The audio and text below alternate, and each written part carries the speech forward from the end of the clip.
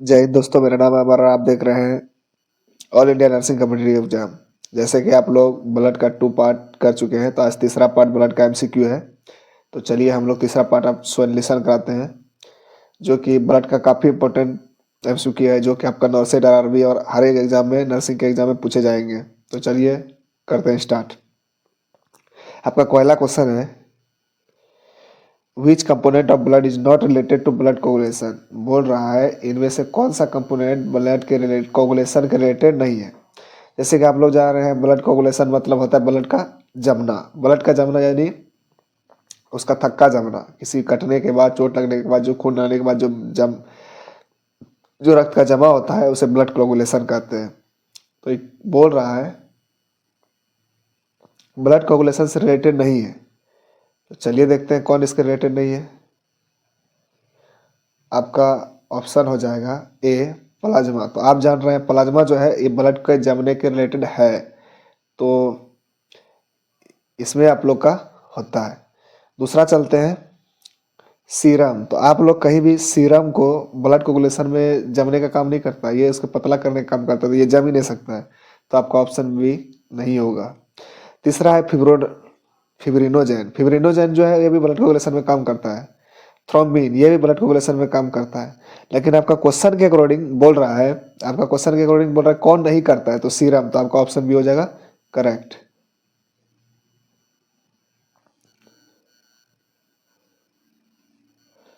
Next question आपका बोल रहा है, which enzyme increase the reaction rate between CO2 and H2O in red blood cell. बोला कौन सा रिएक्शन है जो CO2 और H2O के बीच एंजाइम को इंक्रीज रिएक्शन करवाता है, रिएक्शन को इंक्रीज कर देता है, रिएक्शन को बढ़ा देता है। तो आपका हो जाएगा कार्बनिक एनहाइड्रेज।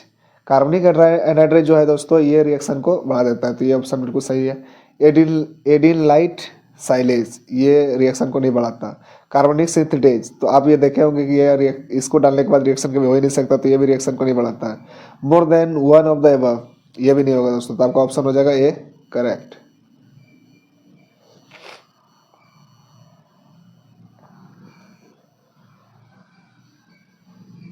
नेक्स्ट क्वेश्चन है आपका, which enzyme increase the reaction rate between CO2 and H2H in red blood cell.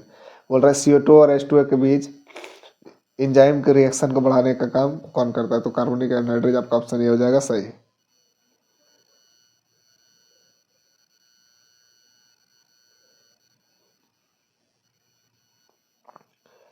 Next question आपका बोल रहा है, which one among the following cell product antibodies against a foreign antigen. बोल रहा है कौन सा इनमें से सेल है जो प्रोड्यूस करता है एंटीबॉडी को एंटीजन के अगेंस्ट वार करने के लिए, जिससे कि बाहरी बैक्टीरिया वायरस ना आ सके। तो लिम्फोसाइट ये हाँ करता है। एथोसाइट, तो इथोसाइट नहीं करता है क्योंकि ये आरबीसी का पार्ट है। इसोनोफिल ये भी नहीं होता है दोस्तों। प्लेटलेट्स ये भी अलग कंपोनेंट है, तो ये भी नहीं होता है, इसलिए आपका ऑप्शन हो जाएगा करेक्ट।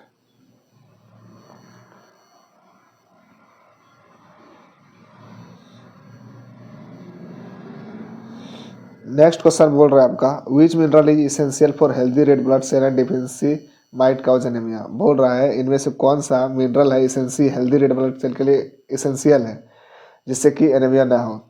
तो आयोडीन ये तो गाइटर के लिए इंपॉर्टेंट है, तो यहाँ इसका कोई ज़रूरत नहीं है। क्रोमियम भी एक ऐसा तत्व है जो कि दूसरे डीट के लिए है। मैग्नीशियम भी एक ऐसा तत्व है जो इसमें रेड ब्लड सेल में इसका कोई उपयोग नहीं है, तो इसमें से हो जाएगा आयरन। आयरन आप लोग को पता होगा, जो कि एनीमिया में आयरन का बहुत इंपॉर्टेंट रोल होता है। आयरन की कमी से ही एनीमिया होता है, तो इसमें ऑप्शन हो जाएगा आपका 3 सही एनीमिया।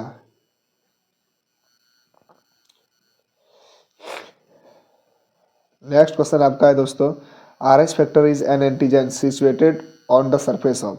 बोल रहा है आर एच फैक्टर जो है एंटीजन है, सिचुएटेड होता है किसके सरफेस पे, तो ये आपका सर होता है प्लेटलेट पे। नहीं, इसमें नहीं होता। लिम्फोसाइट इसमें भी नहीं होता। वाइट ब्लड सेल इसमें भी नहीं होता। ये होता है रेड ब्लड सेल में दोस्तों, तो आपका ऑप्शन हो जाएगा 3 करेक्ट।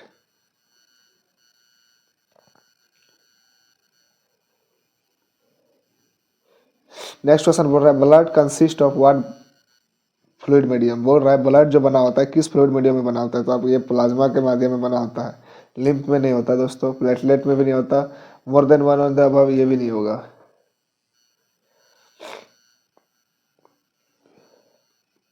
नेक्स्ट क्वेश्चन है which enzyme increase the reaction rate between CO2 and H2 in red blood cell. CO2 और H2O के बीच में रेड ब्लड सेल के रिएक्शन को कौन बढ़ाता है? तो कार्बनिक एनहाइड्रेट, सॉरी ये क्वेश्चन रिपीट हो चुका है, तो इसका आंसर होगा कार्बनिक एनहाइड्रेट।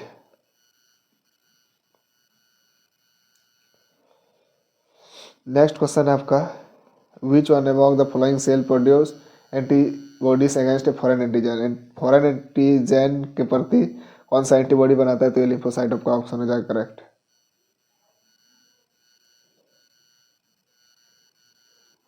नेक्स्ट क्वेश्चन बोल रहा है आपका from which among the following are blood clotting factor release.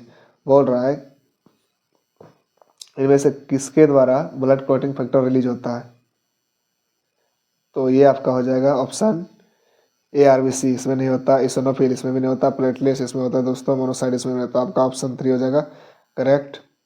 तो यहाँ तक वीडियो में बने रहने के लिए धन्यवाद। तो नेक्स्ट पार्ट हमारा कल आएगा, तो जरूर आप लोग हमारे चैनल को सब्सक्राइब कर लें और वीडियो को अधिक से अधिक शेयर करें, ताकि जो भी नर्सिंग के स्टूडेंट हो, जो कि RRB, नॉर्सेट और जितने भी आर्मी नर्सिंग किसी भी प्रकार के नर्सिंग के एग्जाम की तैयारी करना चाहते हैं, तो आप हमसे जुड़ जाएं।